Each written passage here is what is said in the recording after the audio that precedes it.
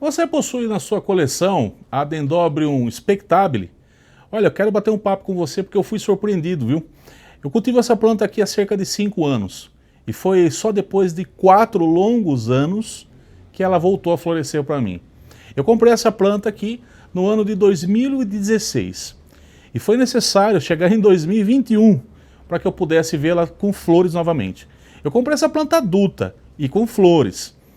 E eu vou falar um pouquinho sobre como que eu alcancei esse resultado, porque contradiz tudo o que eu li sobre ela. Muito bem, se você caiu aqui no meu canal de paraquedas, eu quero dizer para você que meu nome é Fábio Buquili. Nós temos vídeos aqui às terças, quintas e sábados, nós fazemos live, tá? Então seja aqui um amigo inscrito, se inscreva, porque aqui a gente fala sempre de orquídea de uma forma didática simples para que você possa entender. E hoje nós estamos com a Dendrobium spectabile dentro desse quadro que eu já criei há algum tempo, que é Cultivando Orquídeas em Minutos. Nós vamos falar um pouquinho de como você pode ter esse resultado bem aí na sua casa. Bom, logo que eu trouxe a spectabile para minha casa, eu já tinha lido em várias revistas, inclusive algumas revistas famosas no meio orquidófilo, que essa é uma planta que, como muitas dendróbiums, gosta de 50% de iluminação, o que sugere que a gente tenha 50% de sombreamento e 50% de luz entrando no nosso orquidário. E na prática, isso sugere que a gente esteja cultivando essa planta numa bancada, né, a meio do orquidário, com essa tela de sombreamento de 50%, tão usual no nosso meio, né? Então essa seria, em tese, a iluminação que essa planta precisa. Também vi falar várias vezes sobre os tipos de substrato que essa planta gosta, né?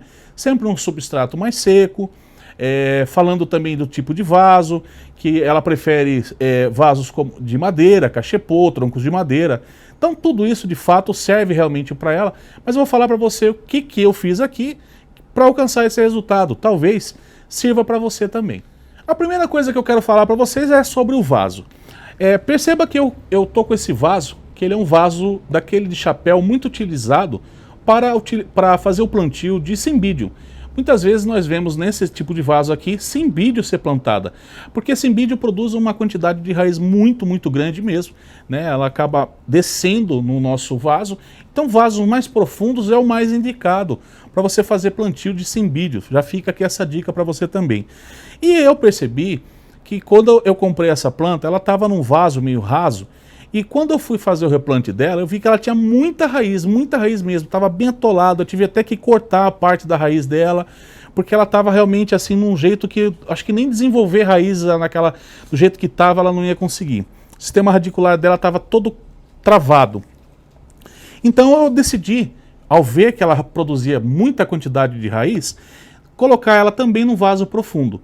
Então a escolha que eu decidi fazer aqui foi num chapéu, o mesmo tipo de vaso utilizado para o Cymbidium.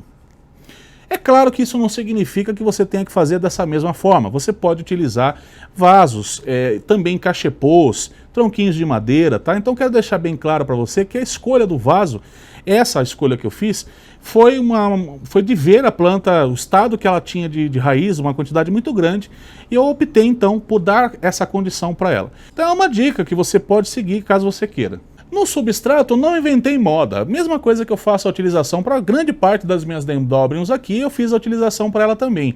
Fiz uma mistura de pedra com carvão, aquele pinus e um pouco de esfagno, tá? Então, deixei sim um substrato mais seco.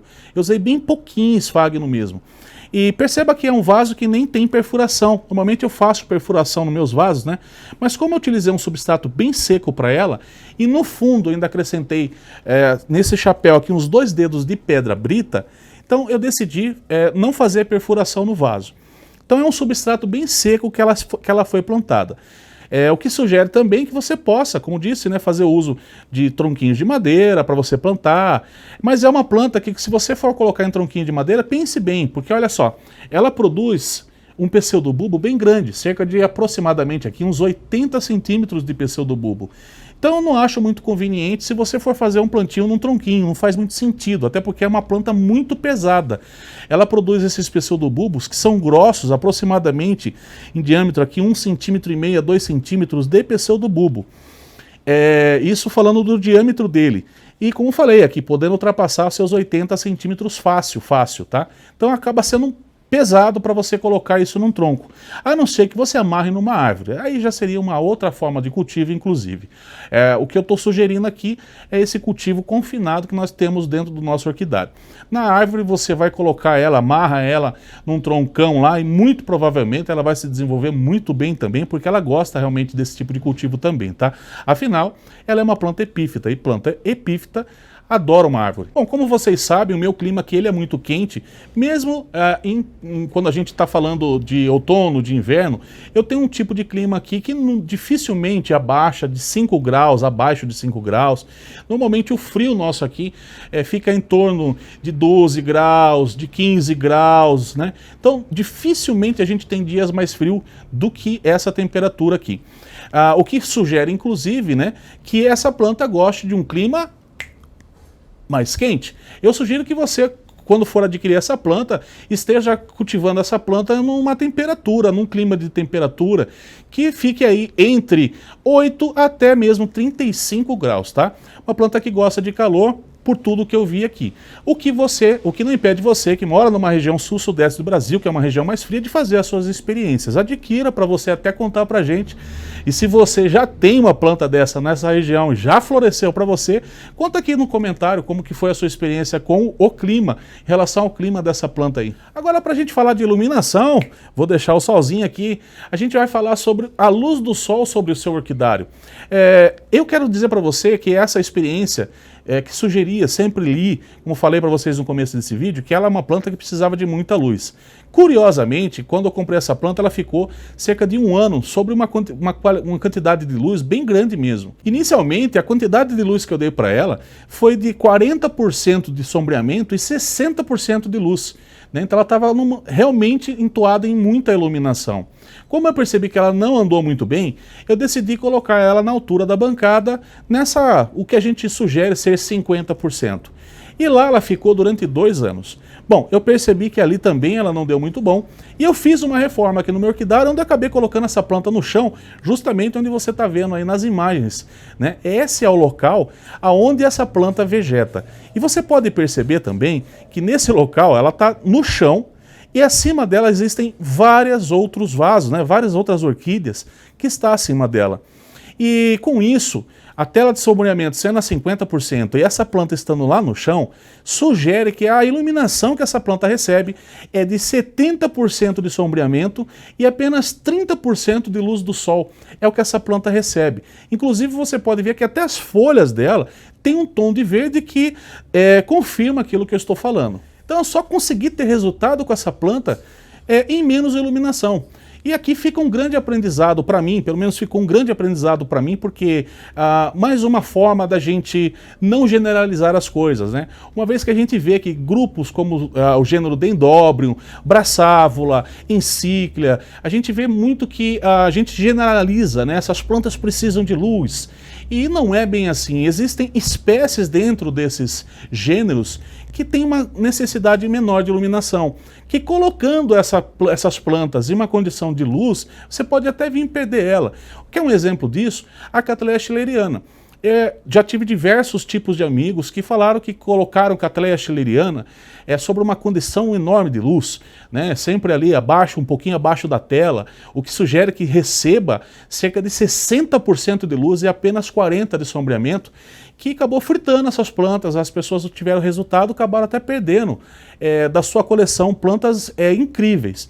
Então, isso por quê? Porque em muitas outras revistas já sugeriam que a Cattleya schilleriana fosse cultivada em um ponto de iluminação mais forte. Na prática, a gente vê que a Cattleya schilleriana tem uma necessidade muito menor, por exemplo, como Cattleya triane, as Cattleyas labiatas, que aqui na mesa estão, né, Cattleyas percivaliana. Então, schilleriana, ela tem uma tendência de conseguir florescer bem com uma iluminação de cerca de 50% até 60%, onde apenas 40% de luz entra no seu orquidário e 60% está sombreado. Foi o caso dessa Dendrobium aqui.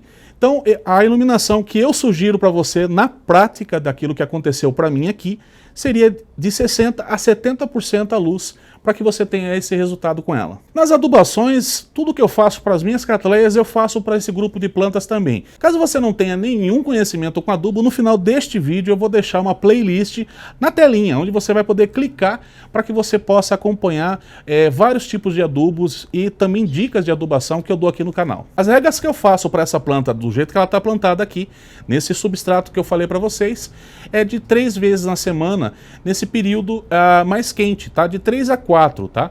Já quando entra o outono e inverno, eu faço uma rega no máximo 2 por semana. Isso para o meu microclima aqui, você deve avaliar o seu. Agora, eu queria muito saber, né? Essa foi a experiência que eu tive aqui, foi essa a maneira que eu encontrei de ter floração, né? Como que você cultiva a Dendrobium spectabile? Conta pra gente, deixa aqui no comentário a sua forma de cultivo, é bem interessante, né? E você que está assistindo, dá uma lida nos comentários dos amigos aí. Então vamos rachar de comentar como é que a gente cultiva, como você cultiva a spectabile aí. E se você não conhecia essa planta, se você não sabia que ela existia, agora você sabe que ela existe e está melhor informado para poder adquirir e ter resultado com ela. Você gostou? Te ajudou? Então deixa aquele like, compartilha os vídeos e claro, a gente se vê nos próximos vídeos aqui no canal Orquidização. Muito obrigado pela sua companhia e até lá. Um super beijo e tchau!